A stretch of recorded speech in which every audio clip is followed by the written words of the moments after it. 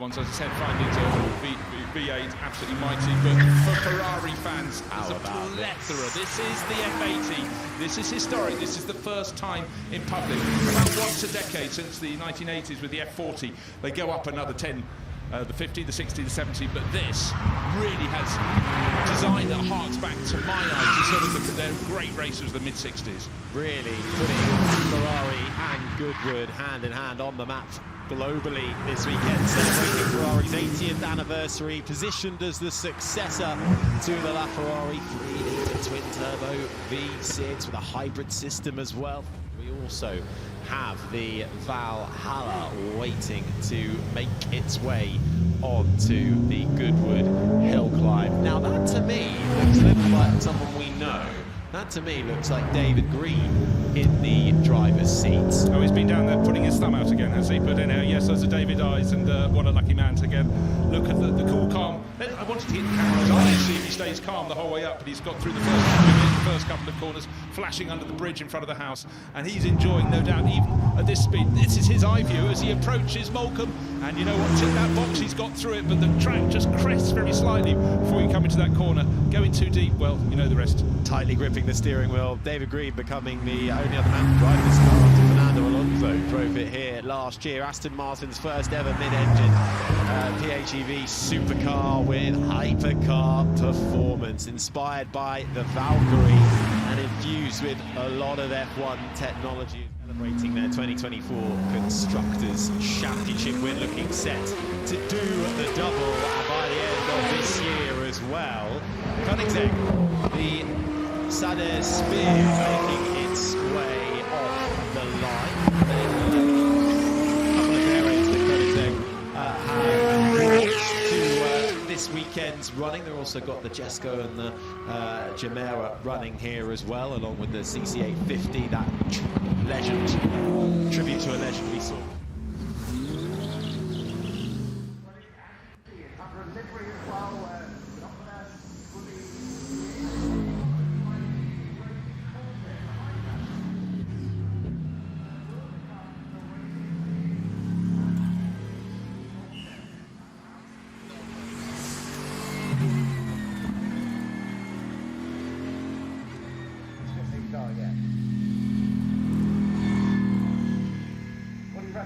Well, I think he's probably got 8 cylinders going in a V, which I very much.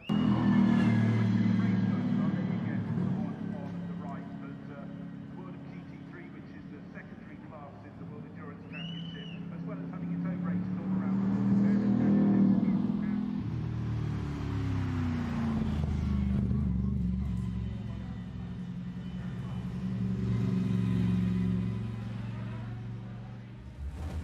Rather lovely that they've gone for that that forward. And then we've got here the new 5-turbo 3E. Now this is a new machine that was announced in March this year, heavily modified version, and funnily enough they're building 1,980 of these, 1980, because the 1980 year celebrates the first Renault 5 Turbo. So they're building just under 2,000 of these. Delivery's not for a little while, not until 2027, I believe. Full carbon fibre bodywork, and then you've got the electric in-wheel motors, and you can see this is very, very rapid indeed.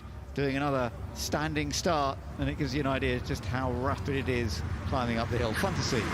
Acceleration will be pretty impressive as well, as those sat on just on the exit of Moulcombe Corner get a great view over past the famous Flint Wall here at Goodwood. It's great to have Renault being celebrated once again here at the Festival of Speed.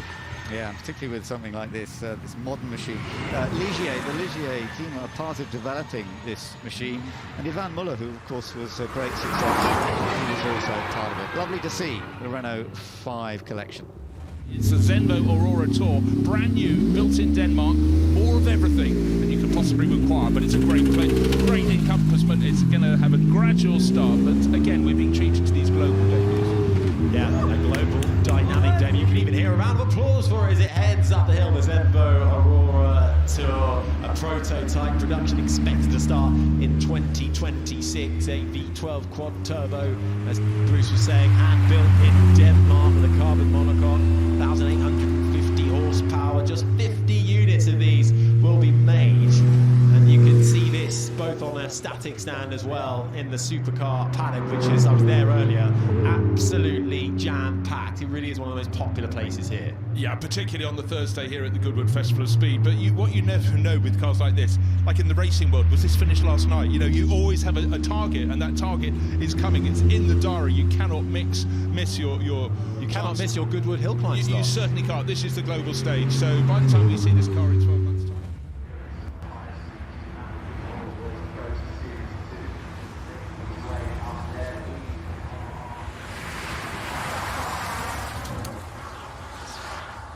So not quite the brisk one that we saw a few moments ago. This one a little bit more conventional, but still packs a punch. Yes, it's also got conventional.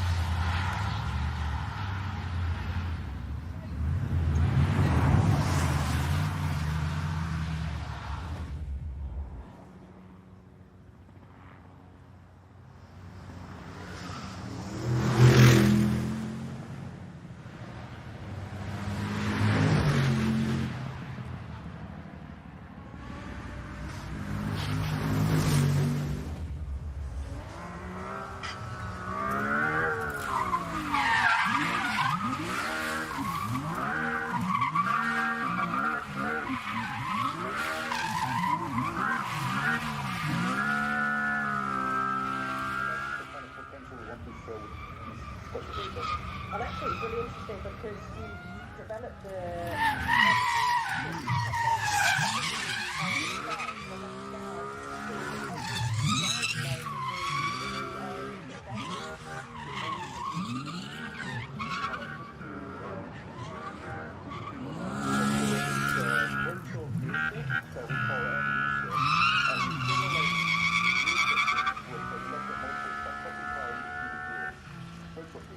and the reason why we do that is because we want to find new ways where we can utilize new technologies and really focus on how we can make certain driving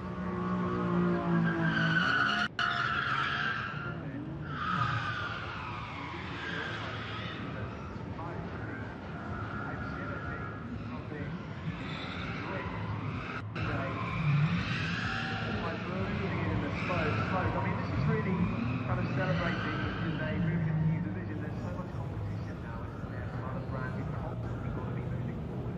There's a lot of competition nowadays.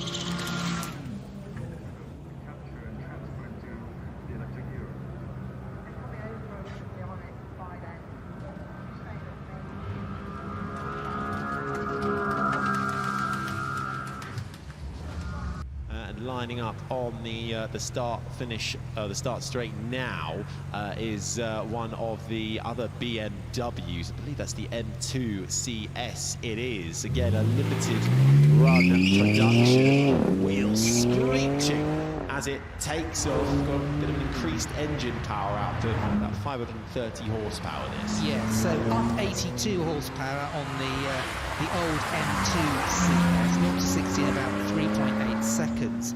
This gets the engine market standard, so the top speed is, get this, 188 miles an hour.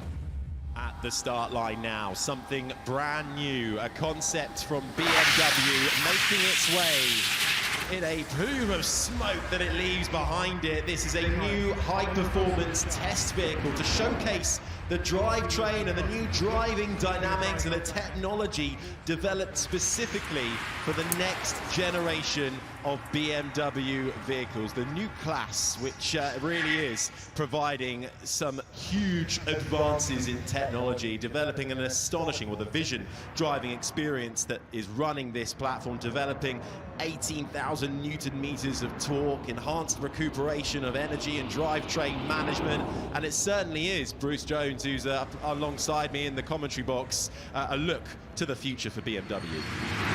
I was stopped in my tracks, Harry, there, that figure you gave for torque, and James Hayden looked at me. Did he mean 1800? Yes, you did. These figures, ever since we had the onset of EVs, are getting larger and larger and larger. We're going to have a huge array of vehicles, so that BMW always with an eye on the future. All manufacturers have to do it, but also, from my point of view, I love it because they're always deeply ingrained in racing.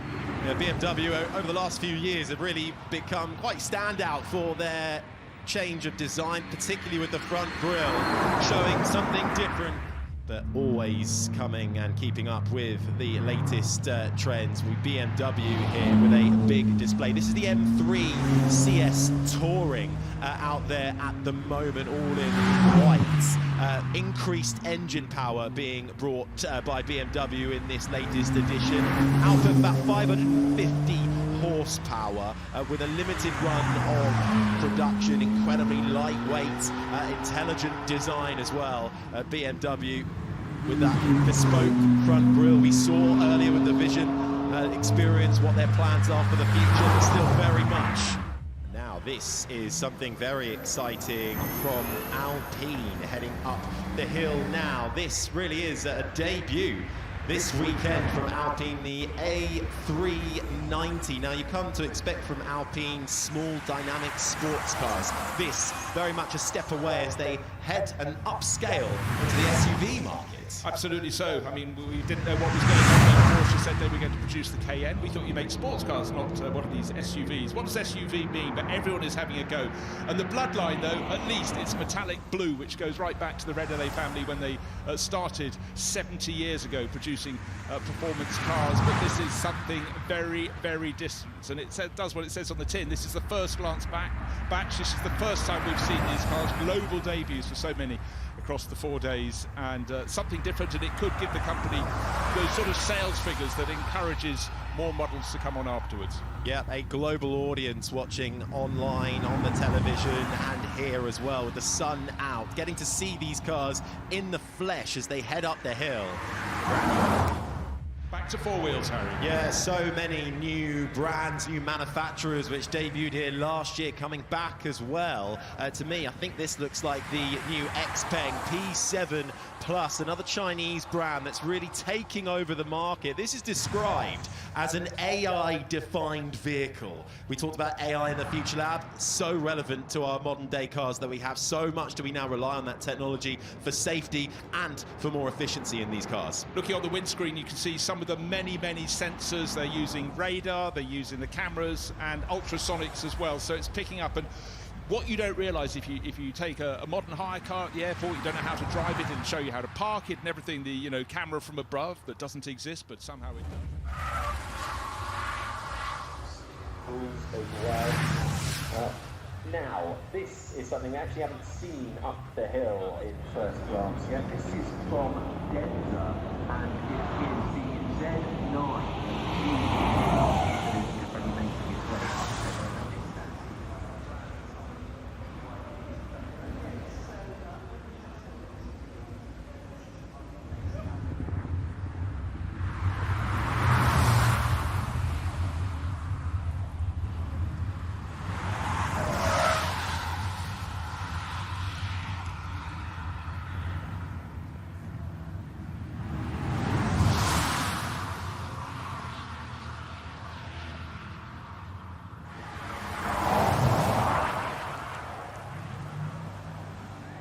Wow, just wow.